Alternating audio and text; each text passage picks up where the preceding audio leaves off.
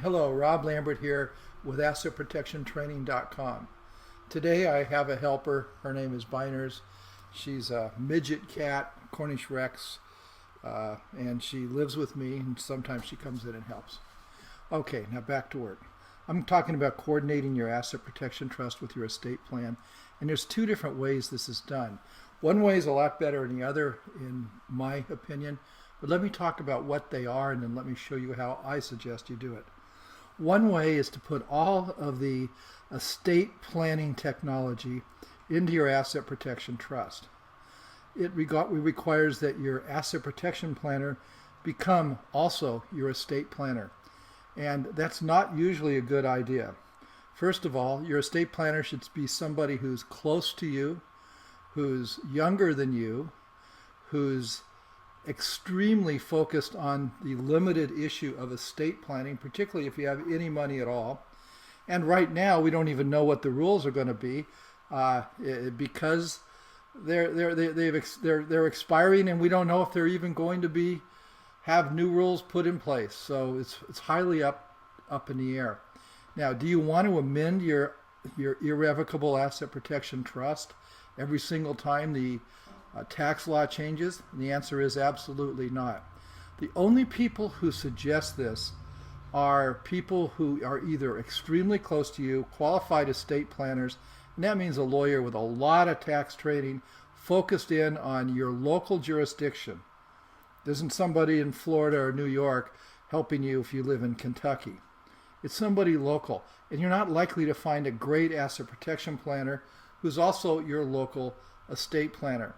And also, many of them have confided in me after a few drinks that the reason they put the estate planning technology, which changes every year or two, into the asset protection trust is to hold on to the client, to force the client to come back to them, spend more money with them every single time they want to add a kid, subtract a kid, make a distribution to somebody who maybe is injured. Anyway, any changes in their will or estate planning trust require that you gear up this expensive asset protection expert. That's foolish in my mind. I believe the better ways to do it are to use the provisions that I'm about to talk to. These provisions are based upon what's called power of appointment technology. And what these provisions do is allow your will or your estate planning trust, not your asset protection trust, allow your will or your estate planning trust to control the disposition of protected assets. This has two advantages that are important. The first one is you're not forced to amend your irrevocable asset protection trust on a regular basis. Every time you want to add a kid, exclude a kid, take care of a new wife, a new grandson, somebody with a disability. Every time you make a change, you have to change your asset protection trust, pay your asset protection planner serious money.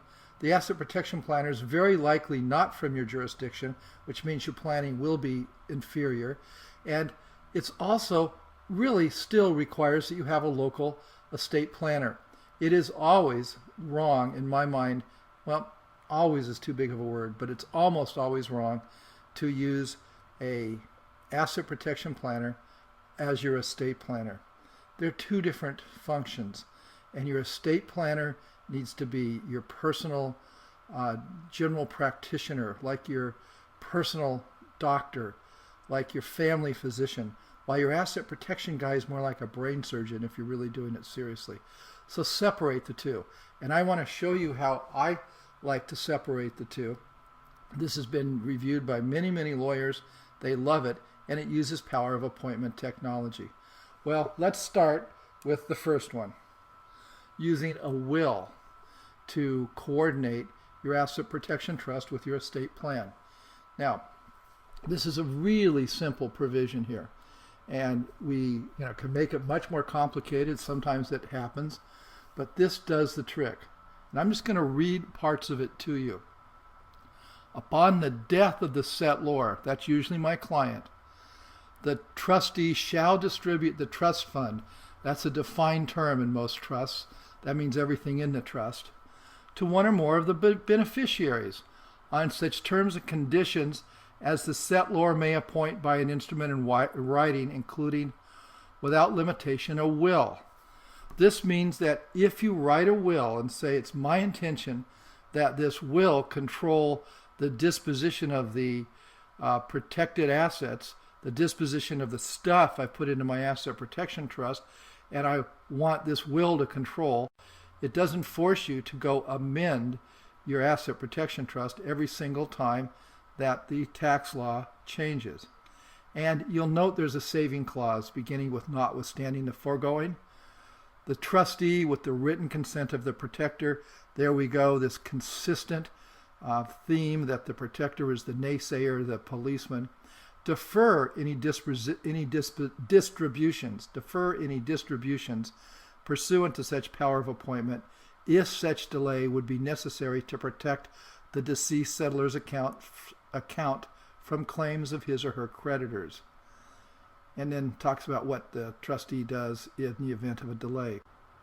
This fits in nicely with the provisions in most states requiring somebody with a will to settle with creditors quickly, or the creditors will lose their capacity to get the assets. This makes sure that your assets are not delivered to a creditor immediately if you die upon your death, if those creditors exist. I have seen some serious cases where funds were withheld in a protected environment to be distributed to the beneficiaries. It became a negotiating point in a couple of these where the money was just not going to come unless and until there was a settlement with the creditors. Again, game theory, another opportunity to settle. And the good part about this is that the beneficiaries, if there's a huge delay, can usually find a way to receive the funds without passing them into a jurisdiction in which the creditor can reach the funds. I don't like to play hardball like that, but this gives you the power. And sometimes you really do have to take out the baseball bats and go to war. This is a great tool if you want to have your will control your asset protection trust disposition. And remember, some people like their asset protection trusts to continue way past their death. This assumes you want to distribute your protected assets when you die. You have the choice to keep them in place for many years, usually way over 100 years after your death. Okay, I'm going to show you another typical provision that would control the disposition of assets in the event you had a estate planning trust. Most people with larger estates will have an estate planning trust that's funded in large part during their life and then completely funded with a pour-over will upon their death. And this is basically almost the same as with a will. It basically says that provided the settlor, that's my client, actually has an estate planning trust. And this is usually written a little bit fancier with very specific definitions and all of that, because the estate planner here is working with the asset protection planner to make sure that nothing falls through the cracks. That's part of funding. But that the settlor has actually settled an estate planning trust, directing that the estate planning trust control the disposition of the trust fund, which is a defined term, meaning the stuff in the asset protection trust. So this basically instructs the trustee to distribute assets in the asset protection trust pursuant to the terms as outlined in the estate planning trust. And it also provides that the trustee, with the written consent of the protector, again, always keeps creeping in, defer distributions if such delay would be necessary to protect the stuff from creditors of the settlor. And it works like a charm. It is absolutely a way to keep yourself protected, even from creditors after your death. Now, I want you to print these provisions out. They're in a PDF at the bottom of this page. I want you to read them a couple of times when things are quiet. I want you to think about what the repercussions are to you. I want you to think twice next time some estate planner, asset protection expert claims to be everything to all people. And do not hire a asset protection expert to do your estate plan unless this person is local to you and somebody you would have hired to do your asset protection plan anyway. In that case, it's perfectly fine, but he better be an expert. He better have some international tax training. He better know the asset protection world as well as the estate planning world. If not, you're getting cheated. I hope this was helpful, and I look forward to speaking with you soon in the next video.